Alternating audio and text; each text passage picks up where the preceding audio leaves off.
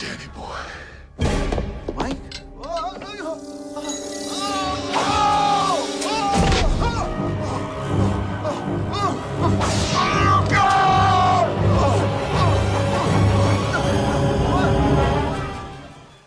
Hey nerds, and welcome to a new video of Sci-Fi Anthropology. It's the series that analyzes the most iconic cultures in science fiction. For this week's video, we're talking about a culture of alien trophy hunters who are obsessed with being the alpha dog. They call themselves the Yautja, but we know them better as the Predators from the Predator franchise. Where is he? Watch your crossfire!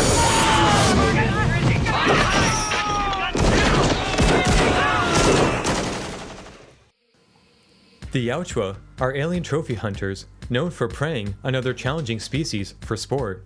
Their technology far surpasses that of humanity's, with a wide array of advanced weaponry, interstellar ships, and active camouflage. Despite several movies and expansive lore, their true motives remain elusive. So let's take a moment to understand these dangerous stalkers.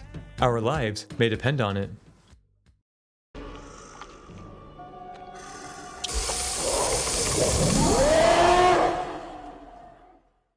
The Yautja are bipedal aliens with reptilian skin and a stature that is greater than that of a human's. They have long, hair-like appendages on their head with arthropod-like mandibles around the mouth, and despite the mandibles, they can imitate human voices using an organ that functions similar to a larynx. Shit happens. They can also use their mandibles to express emotions or to act as weapons. Their bones and muscle tissue is considerably denser with greater tensile strength than that of a human's, which explains their incredible power and surprising resilience. And famously, they can remove a human spine out of their body with just the bare hands. Predators are proficient climbers, and they prefer elevated positions when stalking. They have been known to jump great distances and fall 10 times their height while landing safely on their feet. While capable of surviving Antarctic temperatures, it seems that the Yautja prefer equatorial climates, which has led some to believe that they are cold-blooded. Their blood is also luminescent green, and it has the capacity to partially neutralize the acidity of xenomorph blood. Furthermore, their blood can enhance the health and longevity of human beings when infused into their blood system. Predator vision operates mostly within the infrared spectrum, which allows them to see past traditional camouflage that would hide prey in the environment or in the dark. Their specialized vision can be a detriment at times, but they can use their helmet to improve the range of their vision from low infrared to ultraviolet, and amazingly, they can even see sound. Additionally, their helmet can provide air, or it can assist with partially breathable air, such as it is for them on Earth. The Yautja are also a dual-sex species, although most encounters have been with males. They have a breeding season in which the females will choose the most skillful males to pair with. Presumably, the males will return to the homeworlds for this event, since the females are less likely to leave the planet. The females are also shown to have mammary glands, which indicates that the Yautja have both mammalian and reptilian traits. Their young are also born live, and they are believed to reach physical adulthood when they are about 50 to 60 years old. But Yautja can live to be thousands of years old, which makes them one of the longer-lived species recorded in the Predator universe. And despite their brutish demeanor, the Yautja have displayed an intelligence that rivals humanity's. Not only do they wield advanced technology, but they have shown the ability to learn and adapt to their prey's technology. They are also very observant and studious, often choosing to spy on their target before making a plan of attack. If their attack fails, they are more than capable of adapting and forming a new strategy. Two different types of them out there. Now they're similar, but they're different. It's kind of like the difference between dogs and wolves. The ones that are running things up there. The larger ones hunt the smaller ones. It's some kind of blood feud, I guess, been going on for a long time. All Yautja share common traits such as their dreadlocks, mandibles, and reptilian skin, but they also exhibit subtle physical variations similar to human diversity. The most common Yautja, the classic predator, are typically 7 feet or taller, and they are often considered the face of the species. Their skin can be diverse, ranging in colors from light to dark and mottled or clear. Furthermore, the noises that they make will change depending on which planet or clan that they come from. A subspecies of the Yautja are the super predators. They can be seen in the 2010 movie Predators, and they are known to kidnap victims and transport them onto their game preserve planet.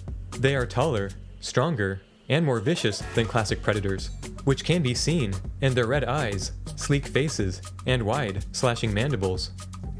The assassin predators, also known as the hybrid predators, are one of the biggest known Yautja, even bigger than the super predators. They achieve their size by enhancing themselves with the DNA of the biggest and strongest creatures found across the galaxy. This subspecies can be found in the 2018 movie The Predator. Another subspecies of the Yautja are the feral predators. This Yautja is believed to come from an arid environment, and they are known for their smaller size, tall, narrow face, and their preference for weapons and armor made from bones. Despite their size, this predator can be as challenging as any, and they can be found in the 2022 film Prey. More variants of the Yautja have been known to exist, and it's likely that we will encounter more in the future.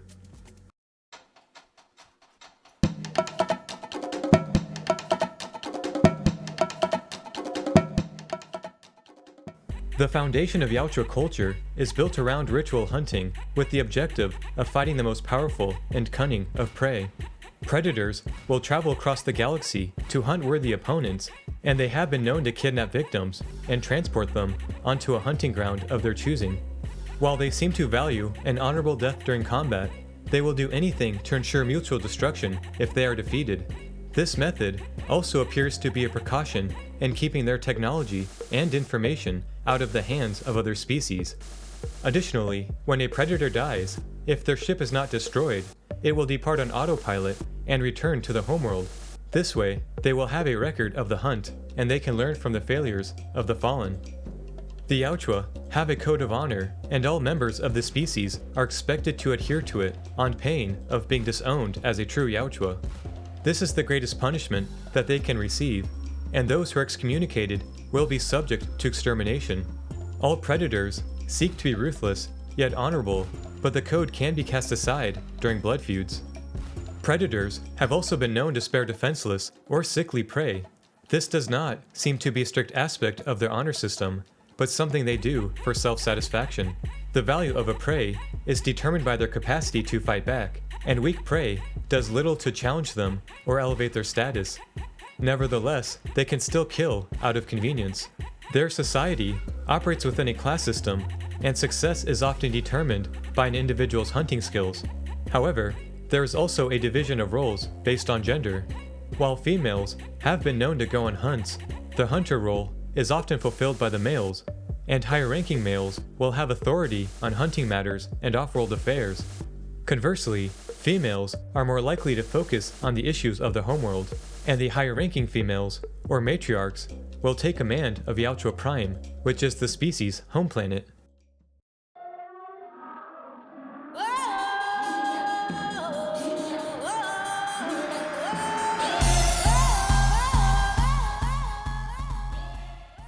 Yautja technology has a unique aesthetic, masking deadly, sophisticated weaponry behind ornate, tribal designs. But despite their advanced technology, they still employ traditional weapons, seemingly as a part of their honor code. They will even discard their weapons if it will contribute to a more even competition. Their armor is remarkably resilient, with many demonstrations of it standing up to shrapnel and small arms fire. For the most part, when a predator is found dead, their armor is typically intact, with them dying from wounds where their armor is absent. It may seem odd for their armor to have such minimal coverage, but this is likely a result of their honor code, along with their tradition of earning their armor. And even with many vulnerabilities, the Yautja can protect themselves with their agility and intelligent battlefield control. Furthermore, their armor and much of their technology is resistant to xenomorph blood. Nevertheless, the adolescent predators, or young bloods, that perform the xenomorph hunts are given weaker, non-resistant armor, and they must earn better armor through their accomplishments. While their melee weapons may seem primitive at a glance, they are incredibly sharp, strong, and designed to fold into themselves for compact storage. They can also deploy a variety of kinetic ranged weapons, but they are typically best known for their deadly plasma weaponry. And of course, they could not get anywhere without their interstellar ships. These impressive spacecrafts can easily enter and exit atmospheres, create tears in space, and they can cloak. These ships are the workhorses of the Yautja and bad omens to their prey. However, despite all of the advanced technology available to them, it may be possible that they've never made any of it. As noted in one of Isabel's recordings, a major character in the 2010 movie Predators, and a playable character in Predator Hunting Grounds, the Yautja do not have engineers or scientists that develop their technology.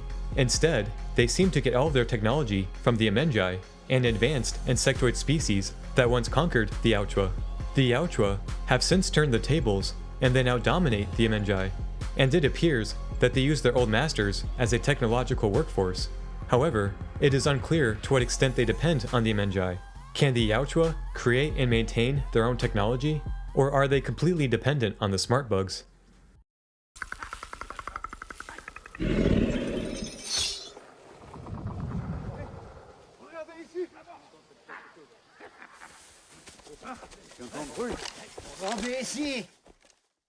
The Yautja have a long and involved history with humans on Earth, dating back to ancient times. They have influenced the development of early civilizations, including the ancient Egyptians, the Aztecs, and a lost Antarctic civilization.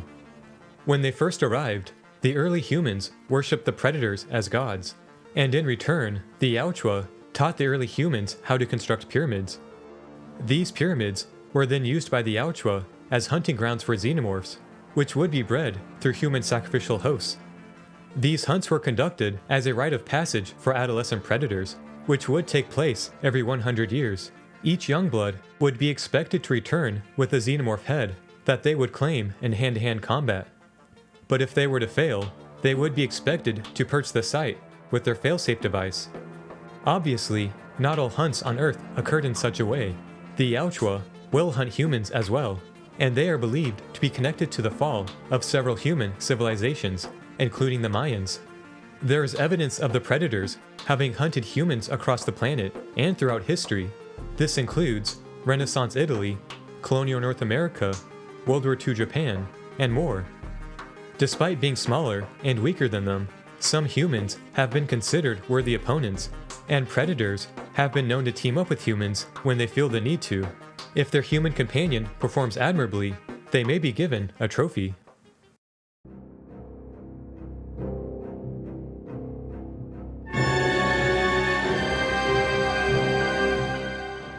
Referred to as the serpents, the Yautja have a special hunting relationship with the xenomorphs because of their reputation as the ultimate prey. They clearly have a great respect for the creatures, with numerous sites dedicated to breeding and hunting them. In order to breed the serpents, the Yautja must first capture and imprison a xenomorph queen. This will likely result in the deaths of several hunters, and these hunts are so dangerous that they will allow themselves to use their more unsporting weapons. Some human scientists who have studied the two species have theorized that the predators may have had a hand in creating the xenomorphs, but this only applies to the Predator universe. The Alien franchise does not consider this canon, nor do they recognize any of the Alien vs. Predator materials to be canon.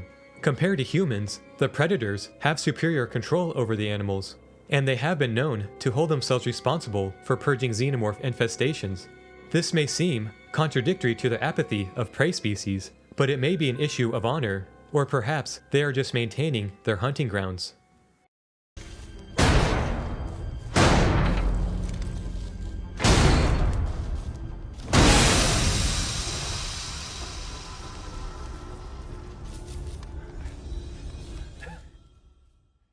Initially, the predator that was to appear in the 1987 film was a very different creature. In one of the early drafts of the script, the predator was supposed to be a shapeshifter that was hunting humans in order to study them. The first costume built for the film was designed to be much more insect-like, and they originally hired Jean-Claude Van Damme with the idea that he would portray the predator's agility and martial arts prowess. However, the suit was incredibly restricting and uncomfortable, and ultimately, Jean-Claude was unable to continue production as the Predator. That design of the Hunter was then scrapped, and they paused production for 6 months while they looked for a replacement.